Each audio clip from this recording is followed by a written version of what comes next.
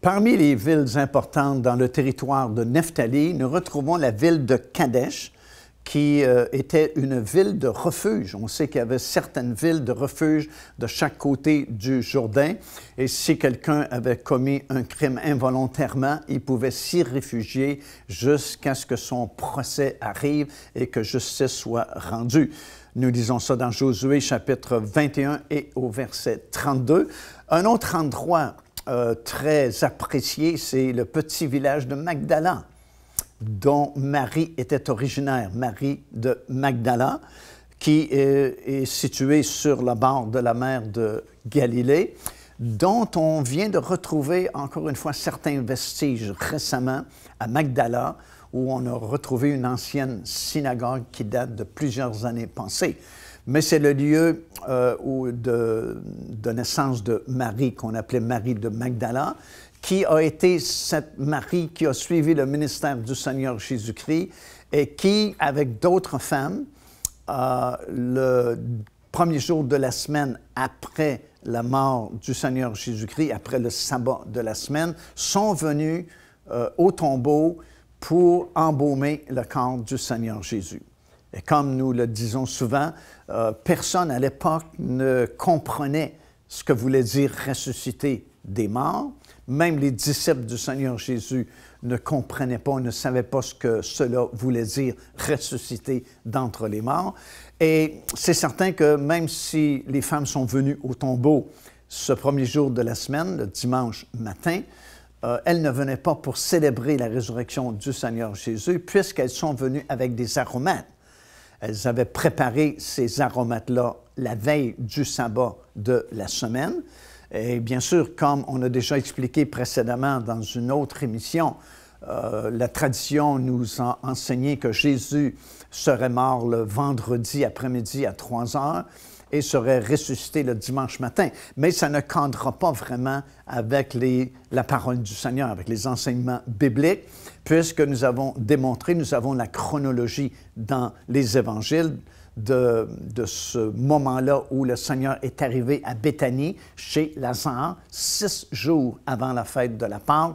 Et puis on a énuméré, selon les versets que nous retrouvons dans le Nouveau Testament, les activités du Seigneur Jésus-Christ jusqu'au dernier repas qu'il a pris le mardi soir. Et dans la nuit, il s'est rendu dans le jardin de Gethsémani, où il a été saisi par les soldats romains, puis traîné devant les magistrats de la ville de Jérusalem et finalement crucifié le mercredi matin à 9 heures. Il a été placé sur la croix et à 15 heures, il a rendu l'esprit et les morts.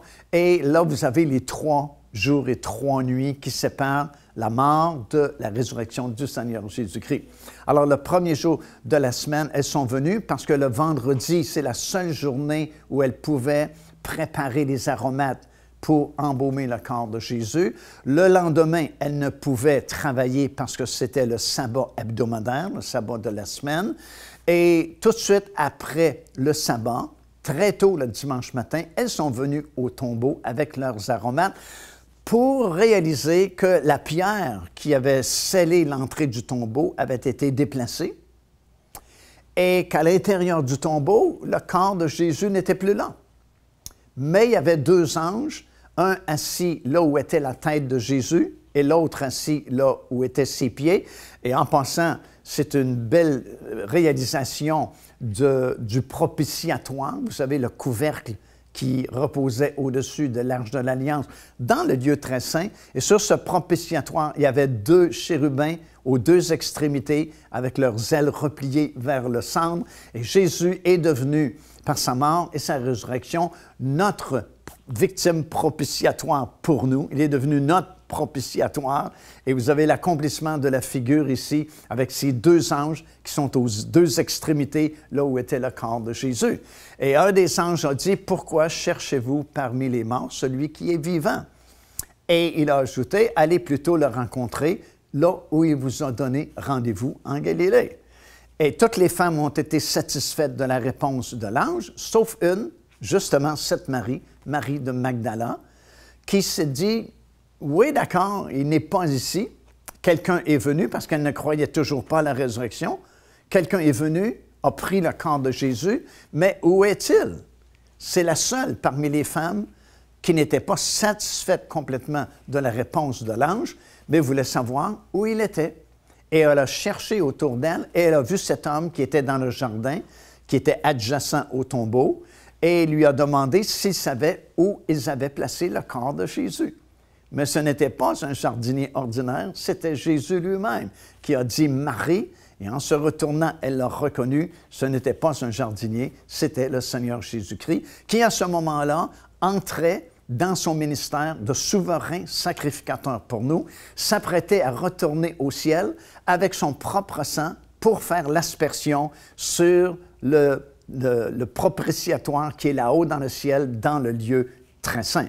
Alors, c'est de ce petit village-là qu'elle venait, Magdala, et c'est pourquoi on l'appelait Marie de Magdala. Devenez partenaire avec ce ministère par votre soutien financier et aidez-nous à planter le flambeau de l'Évangile à travers le monde entier. Vous recevrez un enseignement audio à tous les mois de la part de l'évangéliste Mario Massicotte, ainsi que notre bulletin de nouvelles prophétiques incluant des enseignements bibliques, des nouvelles du ministère et des commentaires sur les actualités prophétiques. Débutez dès aujourd'hui en visitant notre site web www.paindevie.org ou par courriel à info@paindevie.org. Une autre ville importante dans le territoire de Nephtali, comme on a déjà mentionné, c'est le petit village de Capharnaüm aussi. Alors, il y a Magdala qui est important à cause de Marie qui venait de Magdala, Kadesh qui était une ville de refuge, et Capharnaüm qui était le quartier général du ministère du Seigneur Jésus-Christ. Elle est même appelée sa ville dans Matthieu chapitre 9 et verset 1, tellement Capharnaüm était le centre nerveux du ministère du Seigneur Jésus-Christ. Lorsque l'évangéliste Matthieu parle de Capharnaüm, il parle de la ville du Seigneur Jésus et c'est sans doute l'endroit sur la planète Terre où il y a eu le plus de miracles et de guérisons, comme on a mentionné précédemment. Lorsque Jésus finalement s'est présenté à Jean-Baptiste, lorsqu'il a commencé son ministère public, alors qu'il était à Nazareth, il a décidé de se rendre jusqu'au Jourdain, afin non pas de se faire baptiser du baptême chrétien comme souvent les gens pensent, parce que le baptême chrétien n'existait pas à ce moment-là. Le baptême chrétien n'a été institué qu'à la fin du ministère terrestre du Seigneur Jésus-Christ, alors qu'il a donné la grande commission à ses disciples d'aller par le monde entier prêcher la bonne nouvelle. Ceux qui croiront et qui seront baptisés, a-t-il dit, seront sauvés. Mais au moment où Jésus va rencontrer Jean-Baptiste, le baptême chrétien n'existe pas. Et nous apprenons que ce n'est pas un baptême, justement, chrétien qui s'est effectué à ce moment-là, mais c'est plutôt un transfert sacerdotal entre quelqu'un qui appartenait au rang lévitique, Jean-Baptiste, au profit du rang de Melchisédek, rang sous lequel le Seigneur Jésus-Christ va opérer son ministère. Et après que ce transfert sacerdotal a eu lieu au Jourdain, en fait au-delà du Jourdain, à Béthanie, au-delà du Jourdain, Jésus a été poussé par le Saint-Esprit dans le désert, a été dirigé dans le désert, où il fut tenté pendant 40 jours et 40 nuits, de différentes sortes de tentations, comme nous en lisons quelques-unes dans l'Évangile de Matthieu et les autres évangiles. Et 40 jours plus tard, la Bible dit qu'il est revenu du désert revêtu de la puissance du Saint-Esprit. Une personne peut vivre différentes expériences avec le Saint-Esprit. On peut être né de l'Esprit pour être sauvé. On peut être baptisé du Saint-Esprit afin de recevoir la puissance de Dieu. On peut apprendre à être conduit par le Saint-Esprit durant notre marche ici-bas avec le Seigneur, mais nous pouvons être revêtus de la puissance du Saint-Esprit. Et après 40 jours de jeûne et de prière dans le désert, la Bible dit que Jésus est revenu du désert revêtu de la puissance du Saint-Esprit. Et le premier endroit qu'il a visité, étant revêtu de la puissance du Saint-Esprit, c'est justement ici la synagogue de Capharnaüm. Il est venu à Capharnaüm. Souvent, on pensait qu'après la tentation au désert, il est venu à Nazareth d'abord, là où il a grandi. Mais non, parce que après Capharnaüm, il s'est rendu à Nazareth et les gens de Nazareth ont dit à Jésus, « Fais ici les miracles que nous avons entendu dire que tu as fait à Capharnaüm. » Alors, c'est que Jésus a d'abord été à Capharnaüm avant de se rendre à Nazareth. Alors, il s'est rendu à Capharnaüm et parce qu'il est revêtu de la puissance du Saint-Esprit, déjà, il y a des manifestations inhabituelles dans la synagogue à Capharnaüm. Un homme qui est possédé d'un esprit impur a été délivré parce que l'esprit impur a réagi à l'onction qui était sur le Seigneur Jésus-Christ. Remarquez que cet homme devait être là à chaque samedi, devait être à la synagogue à chaque sabbat, avec son esprit impur, sans que l'esprit soit provoqué, sans que l'esprit soit dérangé. Mais dès que Jésus apparaît dans la synagogue à Capharnaüm, parce qu'il est revêtu de la puissance du Saint-Esprit, le démon ne peut pas résister face à cette puissance-là. Et il y a une manifestation. Jésus a pris autorité, a chassé ce démon et l'homme a été délivré. Alors, il s'est passé des choses exceptionnelles dans la synagogue de Capharnaüm. Et après avoir fait le ministère là-bas, il s'est rendu ensuite à Nazareth. Il est entré dans la synagogue qu'il connaissait bien parce qu'il a grandi dans ce petit village-là de Nazareth. Il a trouvé le rouleau du prophète Isaïe et le passage où ça parlait du Messie qui devait venir un jour.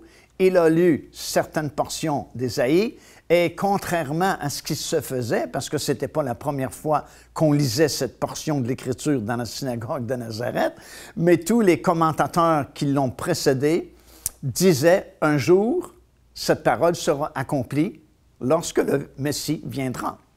Mais contrairement aux autres commentateurs qui ont passé avant lui, il a dit « Aujourd'hui, cette parole de l'Écriture est accomplie, je suis votre Messie. » Bien sûr, ça n'a pas fait l'affaire des habitants de Nazareth et des gens qui étaient dans la synagogue, parce qu'on ne pouvait pas croire que celui qu'ils ont vu grandir dans les rues du petit village de Nazareth était vraiment leur Messie.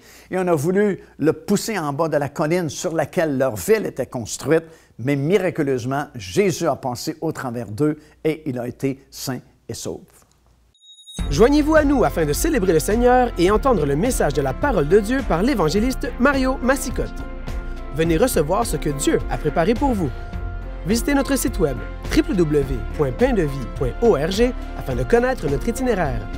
Nous serions très heureux de vous rencontrer et de vivre des moments forts avec le Seigneur.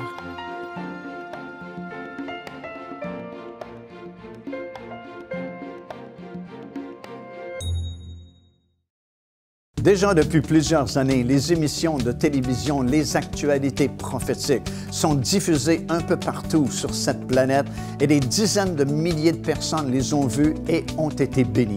Aujourd'hui, nous avons besoin de votre aide pour continuer la diffusion de ces émissions un peu partout sur la planète. Et à tous ceux qui nous feront parvenir un don d'au moins 50 $, j'aimerais vous donner ce coffret, un nouvel enseignement, 2 DVD dont le titre est « Le cri de minuit ». C'est vraiment un enseignement très spécial, très révélateur, destiné aux gens de notre génération tout particulièrement. Alors faites-nous parvenir votre don, minimum 50 $ à Pain de Vie aujourd'hui même.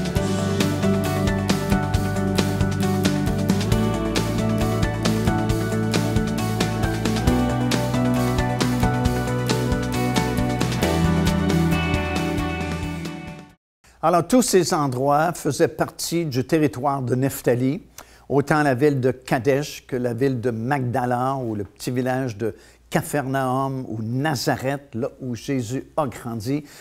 Tous ces endroits étaient situés sur la base Galilée, autour de la mer de Galilée, dans le territoire de Nephtali.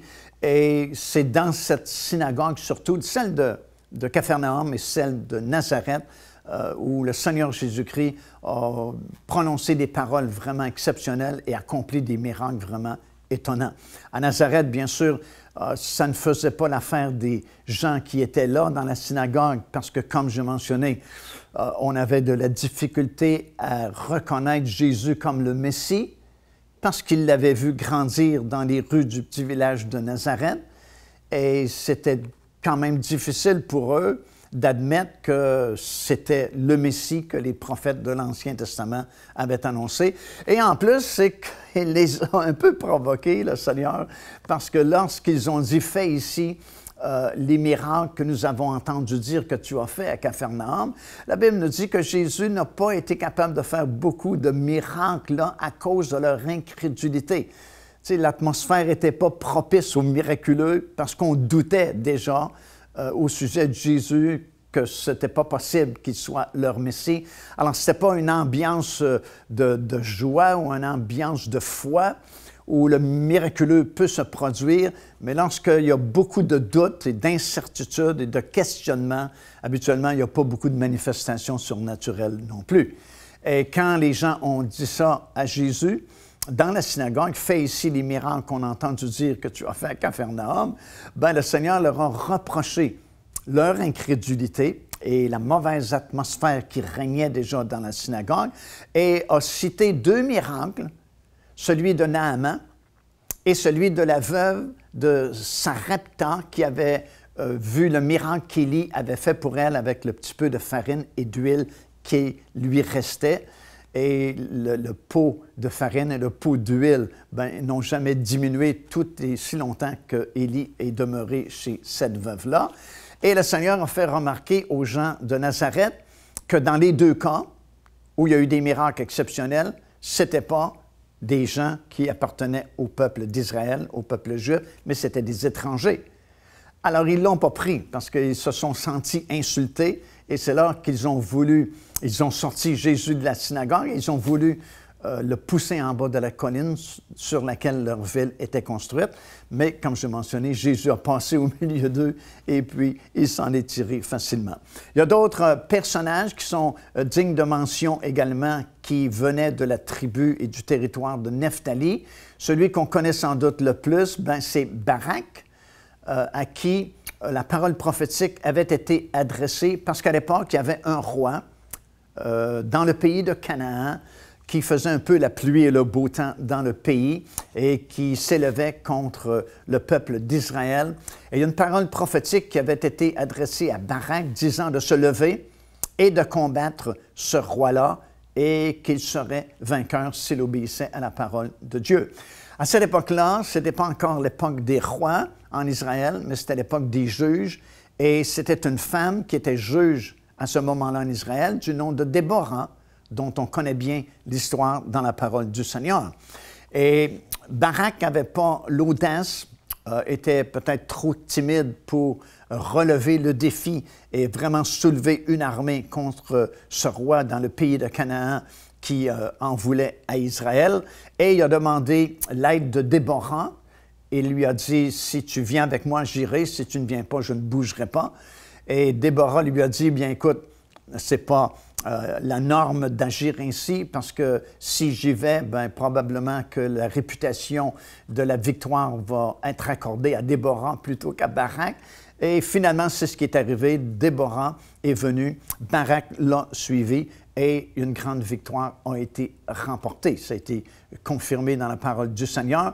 Mais nous notons aussi dans ce qu'on appelle le Cantique de Déborah, qui se trouve dans le 5e chapitre du livre des Juges, comment Déborah elle-même va souligner l'apathie de plusieurs tribus qui n'ont pas voulu se joindre à l'armée qui a été formée à ce moment-là pour combattre le roi de Canaan, mais va souligner la bravoure des gens de Nephtali et de Zabulon qui, eux, ont voulu s'aligner avec les autres soldats et faire la guerre à ce roi-là.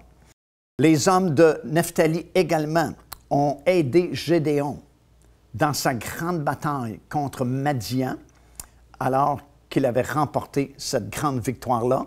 Et nous lisons dans Juges chapitre 7 et au verset 23 comment les gens de Nephtali ont aidé dans la bataille que Gédéon avait livrée à ce moment-là. De plus, il est mentionné qu'à peu près 1000 chefs se sont joints à David en provenance de la tribu de Nephtali et 37 000 soldats portant le bouclier et la lance se sont joints également pour donner la victoire également au temps de David lorsque l'ennemi attaquait Israël. Donc des gens de bravoure, des soldats qui se sont joints facilement à l'armée d'Israël. Il y a 2000 ans, exilés sur une île, une multitude de mystères, une révélation pour le futur. Apocalypse. Découvrez les secrets et les bénédictions que l'apôtre Jean a écrits dans ce livre mythique, avec ce nouveau coffret DVD renfermant plus de 10 heures d'enseignement. Apocalypse, disponible au www.paindevie.org. Procurez-vous cet enseignement disponible dès maintenant sur notre site web au www.paindevie.org. En visitant notre boutique web, vous pourrez commander ou même télécharger les enseignements. Vous trouverez aussi plusieurs autres produits contenant des centaines de sujets pour votre édification. Dans le livre de la Genèse, dans le chapitre 49 et au verset 21, nous lisons ces paroles prophétiques données par Jacob sur la tribu de Nephtali. Il a dit ceci: « Nephtali est une biche en liberté. Il profère de belles paroles. » Et Moïse, à son tour, va lancer cette parole prophétique que nous retrouvons dans le livre du Deutéronome, chapitre 33 et le verset 23, en disant sur Nephtali: « Nephtali est rassasié de faveur et comblé de bénédictions de l'Éternel, prend possession de l'Occident et du Midi. » Ces paroles se sont accomplies, évidemment, parce que finalement, comme on l'a vu, Nephtali, à la toute fin, s'est emparé de ce territoire-là qui était vraiment spécial à cause de la venue un jour du Seigneur Jésus-Christ. Et ils ont aussi participé à un grand réveil qui s'est produit sous le règne de Josias. Dans 2 Chroniques, chapitre 34, versets 6 et 7, nous lisons ceci: « Dans les villes de Manassé, d'Éphraïm et de Siméon, et même de Nephtali, partout au milieu de leurs ruines, il renversa les autels, les mit en pièces, les idoles et les images taillées, et les réduisit en poussière, et il abattit toutes les statues consacrées au soleil dans tout le pays d'Israël. » Alors, il y a eu un grand réveil à l'époque du roi Josias, et Nephtali a participé à ce grand réveil-là. Ils ont fait le grand nettoyage des idoles et des statues qui avaient été placées sur le sommet des montagnes durant cette époque-là, et ils sont revenus de tout cœur vraiment à l'Éternel. Mais Nephtali a fait l'erreur de ne pas chasser les habitants de leur territoire, et ils leur ont permis de demeurer avec eux et au milieu d'eux. Dans Juge 1er chapitre, verset 33, nous lisons ceci: « Nephtali ne chassa pas les habitants de Beth-Shemesh, ni les habitants de Beth-Anath, et ils habitèrent au milieu des Cananéens, habitants du pays, mais les habitants de Beth-Shemesh et de Beth-Anath furent assujettis plutôt à un tribut. » Alors, plutôt que de chasser, comme l'ordre de l'Éternel avait été donné, de chasser ces habitants-là afin de prendre possession du territoire, ils ne l'ont pas fait. Ils n'ont pas fait la guerre aux habitants de ce territoire-là, mais leur ont permis de demeurer avec eux, les forçant à payer un tribut ou une taxe. Mais c'est une erreur, tout comme on avait parlé des Jébusiens qui n'avaient pas été chassés de leur territoire, et c'est devenu un piège pour Juda et Benjamin. Bien, ici, les habitants du pays de Canaan, de cette région-là, bien, ils sont devenus un piège également pour les gens de Nephtali. Parce que, entraînés par Jéroboam, dont nous avons parlé précédemment, ils ont suivi et se sont rebellés contre l'Éternel, finalement, et le châtiment les a atteints et ils furent déportés en Assyrie. En réalité, ces 10 tribus du nord, qu'on a appelées le royaume d'Israël, ont été déportés en Assyrie, incluant les gens de la tribu de Nephtali. Et la raison principale, c'est bien sûr à cause de l'idolâtrie, à cause de cette rébellion contre l'Éternel, parce qu'on avait fait ces veaux d'or et à Bethel et à Dan comme en compétition avec le temple à Jérusalem, mais aussi parce que Nephtali n'avait pas obéi à l'ordre de l'Éternel de chasser les habitants de ce territoire-là et prendre possession, eux, du pays, bien, ils ne l'ont pas fait. Ils ont permis à ces nations-là de rester au milieu d'eux. Et comme on a déjà enseigné dans les émissions précédentes, bien, la fréquentation de mauvaises compagnies corrompt les bonnes mœurs, comme l'exemple de Josaphat qu'on avait utilisé, lequel s'était allié avec Akab, et puis a failli perdre la vie sur le champ de bataille. Et même ses entreprises ne fonctionnaient pas bien, avaient construit des navires qui se sont brisés à Edjon-Guébert à cause de mauvaises fréquentations. Bien, c'est la même chose qui va se produire ici, si bien que dans 1 Chroniques, chapitre 5 et le verset 26, nous lisons ceci, « Le roi de la Syrie prit la Galilée et tout le pays de Nephtali, et il amena captifs les habitants en Assyrie. » Donc, ils ont désobéi à l'Éternel et ils ont été châtiés, ils ont été déportés dans un autre pays, en Assyrie, et le pays a été vidé de ses habitants. Cependant, Dieu va rétablir la tribu de Nephtali, puisque durant le millénium, ils auront leur territoire entre Azer et Manassé, comme nous le lisons dans Ézéchiel, chapitre 48 et le verset 3, et ils auront leur porte dans la Jérusalem restaurée et aussi dans la Nouvelle Jérusalem, qui sera située à l'ouest, avec la porte de Gad et la porte de Azer, comme nous le lisons dans le livre du prophète Ézéchiel, chapitre 48 et le verset 34. Alors, même si Israël, même si Nephtali et les autres tribus se sont livrés à l'idolâtrie, à l'incrédulité, ben Dieu est fidèle et puis ils vont se repentir et Dieu va les bénir à nouveau durant l'éternité. Car Dieu a tant aimé le monde qu'il a donné son Fils unique, afin que quiconque croit en lui ne périsse point, mais qu'il ait la vie éternelle. Téléchargez gratuitement l'enseignement « Le salut, c'est quoi ?» en visitant notre site web www.paindevie.org et recevez la grâce merveilleuse que Dieu vous offre. Ici l'évangéliste Mario Massicotte qui vous invite à vous inscrire à notre lettre de nouvelles électronique.